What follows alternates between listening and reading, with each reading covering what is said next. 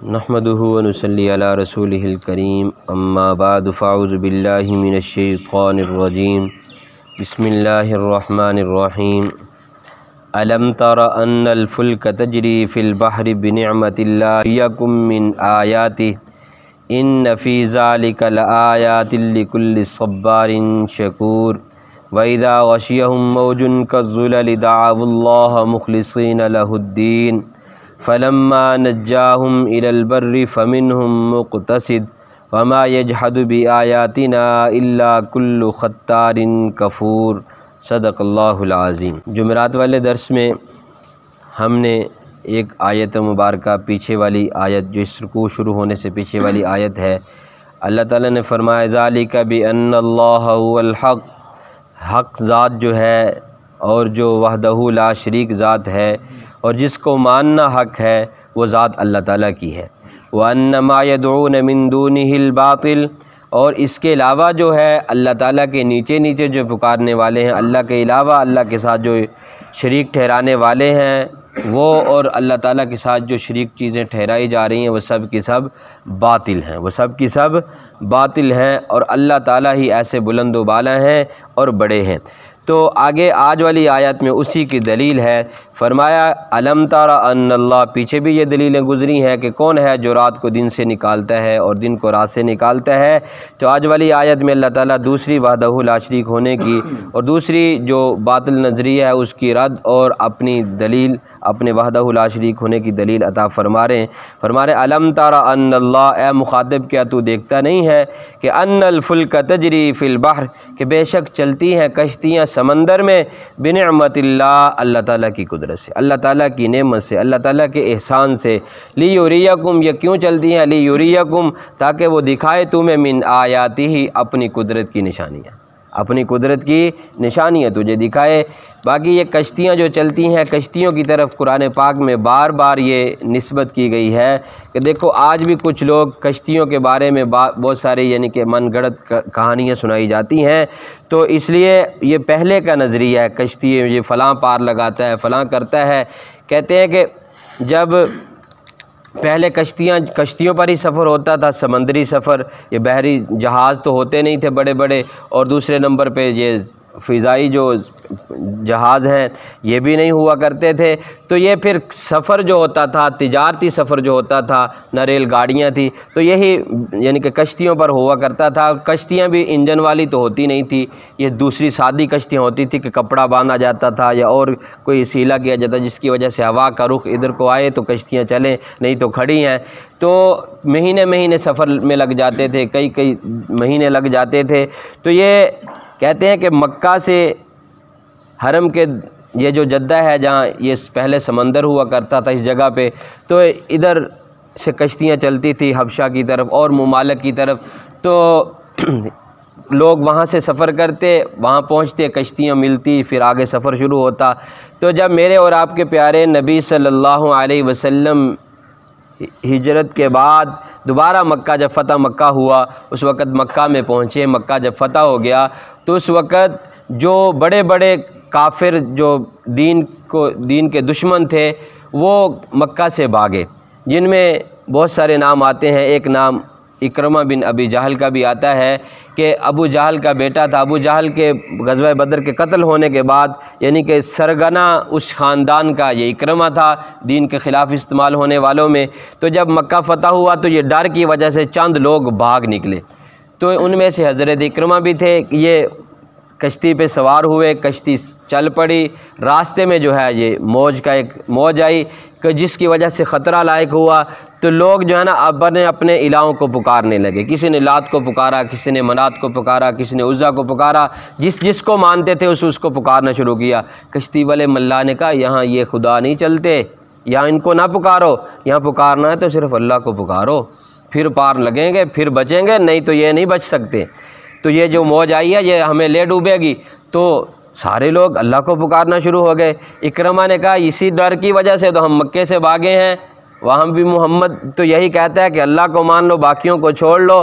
تو اچھا اگر آج اللہ نے ہمیں پار لگا دیا نا تو بس میں تو واپس چلا جاؤں گا، اللہ کی مانوں گا. تو کہتے ہیں واپس جب پلٹے، سفر کچھ ہو چکا تھا، واپس ہی کا جب سفر کیا کہ اب جو موجیں آ رہی ہیں، ہوائیں چل رہی ہیں، تو لہذا واپس ہوا جائے. واپس پہنچے تو کہتے کنارے پر ان کی گھر والی کھڑی ہے، تو بغل میں کچھ چھپایا ہوا ہے. تو دور سے کہا ہے یہ تو کیا بات کہ یہ کیا ہو گیا، ہمارے مردوں کو تو خطرہ تھا ہی تھا، اب تو عورتوں کو بھی نہیں وہاں رہنے دیا جا رہا ہے. دور سے یہ خیال اپنے دل میں آیا. جب دور سے آواز دی خیر ہے تو کیوں آئی کھڑی ہے؟ کہا میں تو اس لیے آئی کھڑی ہے، خطرے کی کوئی بات نہیں، تم آ جاؤ پھر میں تمہیں بتاتی ہوں. کہا وہاں تو بڑی بہاریں ہیں، وہاں تو بڑی رحمتیں ہیں. پیارے محمد نے تو وہاں پہاڑی پہ کھڑے ہو کر تسریب علیکم اليوم، آج کے دن کوئی بدلہ نہیں لیا جائے گا، آج کے دن تو سب کو معاف کر دیا جائے گا. وہاں تو معافی کے عام اعلان ہو گئے ہیں، میں تو تمہیں لینے کے لیے آئی ہوں. اور پھر یہ چادر بھی پیارے نبی سے لے کر آئی ہوں کہ یہ تم کہیں ایسے نہ ہو مانو نہیں. یہ دیکھو امان کے لیے چادر بھی آپ نے دی ہے کہ آپ کچھ نہیں کہیں گے، یعنی کہ آپ لوگوں کو پیارے نبی صلی اللہ علیہ وسلم کچھ نہیں کہیں گے، اس لیے واپس لینے کے لیے آئی ہوں. تو یہ جو کشتیوں کا چلنا ہے، کشتیاں کس کے حکم سے چلتی ہیں؟ اللہ کے حکم سے چلتی ہیں. اللہ تعالیٰ فرماتے ہیں میری اس قدرت کی اس نشانی کو دیکھو کہ کون ہے جو کشتیوں کو چلاتا ہے سمندر میں. یہ اللہ کی قدرت سے چلتی ہیں، اللہ کی نعمت سے، اللہ تعالیٰ کے احسان سے چلتی ہیں. جیسے اللہ تعالیٰ چاہتے ہیں ویسے ہوتا ہے. یہ اللہ تعالیٰ کی قدرت کی نشانیاں بری میں بھی، یعنی کہ خشکی میں بھی ہے اور تری میں بھی ہیں.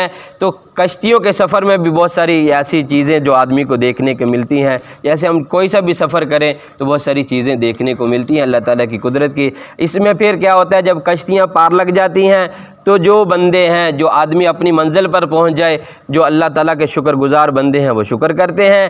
اگر انہی سفر میں کوئی مصیبتیں ہوتی ہیں، جیسے کشتیوں کا ڈوب جانا ایک مصیبت ہے، تو پھر اس پہ صبر کیا جاتا ہے. نقصان ہو جائے تو صبر، اور اگر منزل پہ پہنچ جائیں تو پھر شکر. اللہ تعالیٰ فرماتے ہیں ان فی ذلک لآیات، بے شک اس میں البتہ نشانیاں ہیں، لکل صبار شکور، ہر شکر کرنے والے کے لیے اور ہر صبر کرنے والے کے لیے اس میں نشانیاں ہیں. منزل پہ پہنچنے کے بعد آدمی کو شکر کرنا چاہیے. اپنے کام میں کامیاب ہونے کے بعد اللہ تعالیٰ کا شکر ادا کرنا چاہیے. اگر کوئی کمی ہو جائے، اگر کوئی نقصان ہو جائے تو پھر اس پہ کیا کرنا ہے؟ اس پہ صبر کرنا ہے. تو آگے اللہ تعالیٰ نے فرمایا وَإِذَا غَشِيَهُم مَوْجٌ كَالظُّلَلِ دَعَوُا اللَّهَ، اور جب ڈھانپ لیتی ہیں ان کو، گھیر لیتی ہیں موجیں، كَالظُّلَلِ جیسے کہ سائبان ڈھانپ لیتا ہے، یعنی کہ موجیں جب آتی ہیں تو اس کو گھیرتی ہیں تو اس وقت کیا کرتے ہیں؟ اللہ تعالیٰ نے وہی جملہ دہرایا دعوا اللہ مخلصین لہ الدین، پھر پکارتی ہیں اللہ کو خالص اسی کے دین کے لیے ہو کر. پھر کیا پکار نکل دیا؟ پھر اپنے جو بنائے ہوتے ہیں اللہ کے نیچے نیچے کہتے ہیں یہ تو اللہ تعالیٰ کے معاون ہیں، یہ تو مدد کرنے والے ہیں. ڈائریکٹ تو کوئی بھی نہیں ملتا، ڈائریکٹ تو کوئی بھی نہیں ملتا. یہ دنیا والوں کے لیے دستور ہے، دنیا کے بادشاہوں کے لیے دستور ہے کہ کسی نہ کسی واسطے سے ملا جائے، کسی نہ کسی بڑے سے، کسی نہ کسی مقرب سے مل کر پھر آگے راستہ بنایا جائے. لیکن میرے اللہ نے ایسا کوئی راستہ نہیں رکھا. ہاں ایسی نسبتیں ہیں، انبیاء کے راستے پہ چلنے پر اللہ تعالیٰ نے خود بتلایا ہے کہ ہاں میرے نبیوں کے راستے پہ چلو گے تو میں تم سے محبت کروں گا. یہ چیزیں تو ہیں، لیکن اللہ تعالیٰ کو مسلمان ہے، کوئی کلمہ گو ہے، کوئی کافر ہے، اللہ تعالیٰ کی طرف رجوع کرنا چاہتا ہے تو اس کے لیے کسی واسطے کی ضرورت نہیں ہے. وہ خود اللہ کو پکارے، جس حال میں بھی پکارے گا اللہ تعالیٰ پکار سننے والا ہے، اللہ تعالیٰ پکار سننے والا ہے. تو فرمایا فلما نجاہم، جب پکارتے ہیں اللہ تعالیٰ جب نجات دے دیتے ہیں، فلما نجاہم اللہ تعالیٰ فرماتا جب ہم نجات دے دیتے ہیں ان کو الی البر، خشکی کی طرف، فمنہم مقتصد، ان میں سے بعض وہ ہیں جو اعتدال پر آ جاتے ہیں. کہتے ہیں کبھی تو اللہ کو پکار لیں گے، کبھی اپنے الہوں کو پکار لیں گے. یعنی کہ اعتدال سے مراد ادھر یہی ہے کہ کبھی کہتے ہیں چلو اللہ کو مان لیتے، کبھی فلاں کو. یعنی کہ کشتیوں میں تھے، جب مشکل آئی تو اللہ کو مان لیا، بعد میں پھر اسی کام میں لگ گئے. تو یہ عام یہ روٹین ہم بھی دیکھتے رہتے ہیں کہ جب مصیبت آتی ہے تو اس وقت ہم اللہ کے دربار کی طرف، اللہ کی طرف رجوع کرتے ہیں. اب تو بھائی کوئی بھی نہیں سننے والا، اب تو ڈاکٹروں نے بھی جواب دے دیا، اب تو فلاں بھی ہماری نہیں سنتا، اب تو کام بنتے ہی نہیں ہے، اب تو بس مول صاحب دعا کیجئے یار، بس دوست یار دعا کرنا یار، اللہ ہی ہماری بیڑے کو پار لگائے گا. یہ پہلے سے مسلمان کا نظریہ تو پہلے سے یہی ہونا چاہیے، اللہ نے ہمارا کام کرنا ہے، باقی تو اسباب ہیں، ہو گیا سبب سے، نہیں تو نہیں. اللہ تعالیٰ تو تو بغیر سبب کے کرنے والے ہیں، تو اس لیے یہ ان میں سے کچھ جو ہیں وہ کیا کرتے ہیں، پھر اعتدال میں آ جاتے ہیں۔ کچھ تو ہیں جیسے حضرت اکرمہ باہر نکلے تو یہ وعدہ کر کے نکلے تھے اب نجات مل گئی تو ہم صرف اللہ کو ہی پکاریں گے، واپس پلٹے ہیں تو پھر ایمان لے آئے ہیں، پھر یہ حضرت اکرمہ رضی اللہ تعالیٰ عنہ بنے ہیں۔ تو ان میں سے کیا ہے، بعض پھرنے والے اور بعض پھر اسی پر قائم رہنے والے ہوتے ہیں۔ وما یجحد بآیاتنا، اللہ تعالیٰ فرماتے ہیں وما یجحد بآیاتنا، نہیں ہماری آیات کا انکار کرتے، الا کل ختار کفور، مگر ہر وعدہ خلاف اور ناشکری کرنے والا، ہر غدار، ختار کا معنی غدار بھی ہے، وعدہ شکن بھی ہے، وعدہ توڑنے والا بھی ہے، فرمایا ہر غدار اور ناشکری کرنے والے کے علاوہ کوئی میری آیتوں کا انکار کرنے والے نہیں ہے۔ تو اس لیے اللہ تعالیٰ ہمیں، جو اللہ تعالیٰ نے ہمارے ساتھ وعدے کیے ہیں، جو ہم وعدے کر کے آئے ہیں، ہم بھی وعدے کیے، ہم نے بھی وعدے کیے، عالم الواح میں ایک بڑا وعدہ جو ہے ہم کر کے آئے ہیں، الست بربکم، جب اللہ تعالیٰ نے پوچھا تھا کس کو جا کر پکارو گے، ہم سب نے، تمام روحوں نے جواب دیا تھا قالوا بلا وربنا، یا اللہ تجھے ہی پکاریں گے، تیرے علاوہ کس سے پکاریں گے، اور یہ ہم نے وعدہ کیا ہے۔ پھر ہم نے کلمہ پڑھنے کے بعد بھی وعدے کیے ہیں، کلمے کے ساتھ بھی وعدے کیے ہیں۔ تو جو اللہ تعالیٰ نے نعمتیں دی ہیں، جو اللہ تعالیٰ نے احکام دیے ہیں، جو پیارے نبی صلی اللہ علیہ وسلم کے طریقے ہمیں ملے ہیں، ہم اس کی شکر گزاری بھی کریں اور اس کے اوپر عمل کرنے والے بھی بنیں۔ اللہ تعالیٰ ہم سب کا حامی و ناصر ہو، اللہ تعالیٰ ہم سب کو قرآن پاک کے مطابق زندگی گزارنے والا بنائے، قرآن کو کل قیامت کے دن ہمارے لیے شفیع بنائے۔ الحمدللہ۔